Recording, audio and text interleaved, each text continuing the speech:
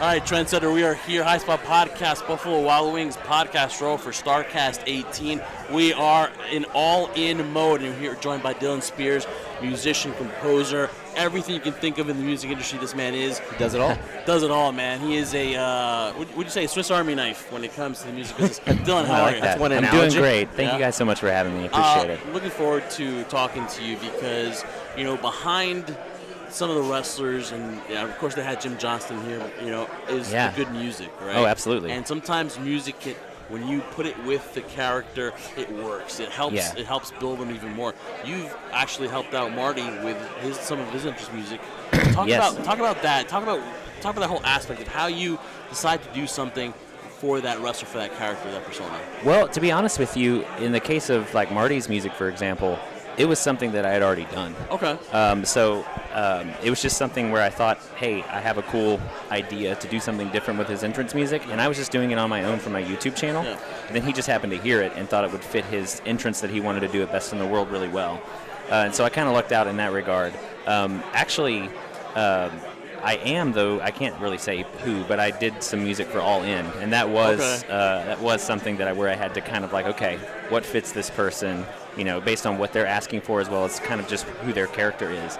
And it's not unlike doing film music in a way, where you're sort of just trying to set a mood and make sure that mood is conveyed, and that it's sort of you're just sort of helping them along to the ring in a way. It's presentation, and presentation is everything, and music is such a huge part of that. And growing up a wrestling fan and a musician, entrance music has always just been something that I've been obsessed with. Even the bad entrance music, like, sort of has a place in my heart. So. That can still be iconic as well, a bad entrance song as well. But when you're doing that and you're creative, is it more of just you're going in there and you're just playing things to see what sounds right, or do you have a certain idea of what tone, what sound you want it to be right from the beginning? I usually have an idea before I sit down, but I heard this advice from a composer once, and the main thing I try to do, though, is to keep an open mind. Mm-hmm. Just keep as many sounds and things like that loaded as I can, so that I can just kind of mess around without having to wait. You know what I mean? And just sort of get into that creative mode and just sort of see what kind of sounds and stuff inspire. But usually I have an idea before I sit down and do it. So. Where do you get your creativity from? Is it something siblings, parents? Is it teachers? Where do you feel you've become creative, and where have you learned to actually put out that creativity on your music that you produce? Well, I've been performing, I've been a musician for my entire life since I was a kid, and I've had I've been blessed with an incredible family who's been super encouraging my whole life. So that's a lot of it, where you just sort of have that support behind you. They want you to succeed and stuff like that. And then, of course, now I'm married and have a kid, and they're super, super supportive as well. An incredible family. So that is definitely a big part of it for sure. So.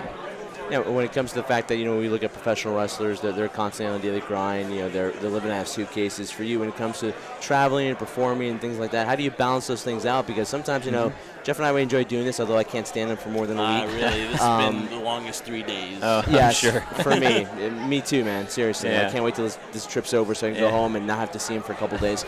But how do you balance those things out? Because it can be difficult. You sit down, you have a family, you have a wife, you have a kid. Yeah. So how do you balance the things out where you're trying to obviously promote yourself, create your own brand to make sure people know you and you're out there, but also at the same time try to keep an even balance and some sanity behind it as well? Well, it's funny. I don't know that I'm always the best at keeping that balance. I think sometimes we work too hard and don't take that time. Yeah. But it's funny, since having a baby, like it's weird because you're almost forced to set some time limits and stuff like that, because I need to give my wife a break, or I need it's time for him to go to bed and I want to be a part of that, that kind of thing. So that's kind of making it to where I'm forced to say, okay, I'm going to work from this time to this time, and then regardless of where I'm at, I need to take a break. Your priorities change. Right. Definitely.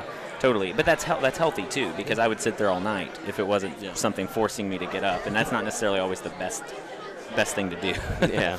So you had a huge night on Thursday, part of the Papa Buck Jam session. Yes. How did that go? Better than expected? Can you put it into words, just that feeling of performing in front of true wrestling fans? Because that's what we are. We're wrestling fans. We're here enjoying all the festivities from that Conrad Thompson and Starrcast have done. Some people might call us marks, but we're proud of it. Yeah, talk about that night. Talk about what it meant to you, and are you going to be smiling from ear to ear when you head back home? Yeah, no, absolutely. And just kind of going back to sort of where all that came from, I started doing like wrestling covers on my YouTube channel just randomly for fun. What the YouTube channel? Where can they? It's youtube.com/Dillon Spears.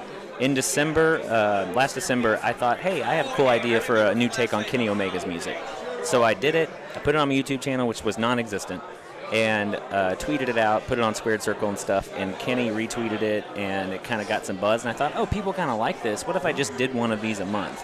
And generally what I was doing is I was doing kind of like big orchestral kind of versions of entrance music. And just sort of, because you can find a lot of YouTube covers of entrance music out there, but no one's doing that. And so I thought that's a cool kind of niche to do. The first non-orchestral one I did was the Young Bucks one. And it incorporated some of Papa Buck's music into it. And I reached out to him actually to ask permission to do it, because I usually try and license the songs or whatever and do it the right way. Yeah, of course. So I reached out to him, and he was like, he's like, absolutely, go for it. And then we kind of started talking. He was like, I've been talking about possibly doing something all-in weekend, and this was 8 months ago or something. And he was kind of just gauging, like, what can you play? He's trying to put a band together, basically. Yeah. And so we were just sort of talking about it off and on, and then it suddenly became a real thing. And they started using that track and Being the Elite a lot, and it just sort of kind of helped build my following a lot. And so I was more than happy to come do it for sure. And I don't think it could have went better. We had a blast in there. I don't know. Having fans chant that stuff back at you, it's just fun. We're screaming book flip, and Cody's like, I'll consider it. And then, of course, it doesn't happen. But, you're expecting that, and it was just, I don't know. As a fan and as a musician, I don't think I could have asked for a better week. You talked about social media. And Kenny Omega finding your material out there. Yeah. How important has social media been for you? And how important do you think social media has been for the wrestling business? Because you talk about putting your stuff on YouTube. Yeah. Having your own personal resume. Trendsetter says it a lot. Your own personal resume. How has social media helped you? Oh, gosh. It's been sort of the lifeblood of being able to actually have people care about about these songs, because if they just exist on YouTube. Imagine 10 years ago, and you can tweet something out or get to it. It's a great age that we live in. And so much of it has been, I've really lucked out with the support of wrestling fans as well as wrestlers themselves. So that's obviously helped a ton. Yeah. Because they're sharing it with their following, and obviously that's huge for me. So yeah, it's been crucial for sure. We've been talking about, backstory of why you became a fan. Let's focus on the fact of why we're all here, because we're all wrestling fans. We're all marks, whatever you want to call it. Here we are enjoying the festivities here. I'm proud of it. And screw that word, because that word has got a nasty, taste afterwards, whatever. But screw that, man. We're here. We're fans, man. We're fans, and we're enjoying it. So that being said, when we're here at events like this, whether it be a WrestleCon or not here at All In at Starrcast in Chicago, for you, you've watched wrestling for how long have you watched wrestling for? I mean, since probably early middle school, probably, for me. So from that point on to now, where do you say the landscape's changed? For an event like this, it's pretty historic, for the mere fact that, as this isn't licensed by WWE. Right. And the mere fact that people have sold this place out when there even wasn't a match set yet for this event. They just sold out in another 30 minutes because people wanted to be a part of it. What does that say to you as a wrestling fan in terms of the status of professional wrestling? You think now it's the day and age to change where it's all just WWE, or now it's other places where you can find stuff? For me, there's no... I mean, I hear this said all the time. This is nothing new, but I don't think there's been a better time to be a wrestling fan, in my opinion. When I grew up, again, I was all in WWE. It was when WCW was still around, but I was WWE hardcore fan. And I, as I kind of grew up, I kind of fell out of it a little bit. Tried to get back into WWE as an adult, and I have, and I keep up with it and everything.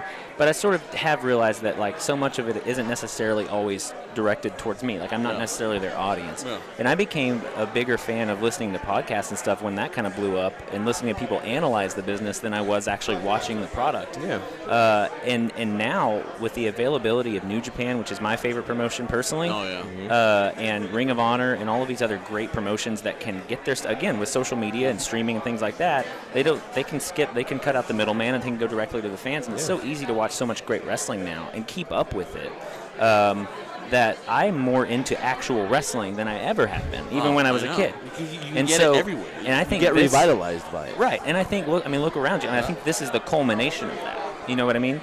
This is really just a concrete, physical, brick and mortar, example of sort of where wrestling is in 2018. And I think it's awesome. It's a Super Bowl feel. We're in Podcast Row, Buffalo Wild Wings, Starrcast 18.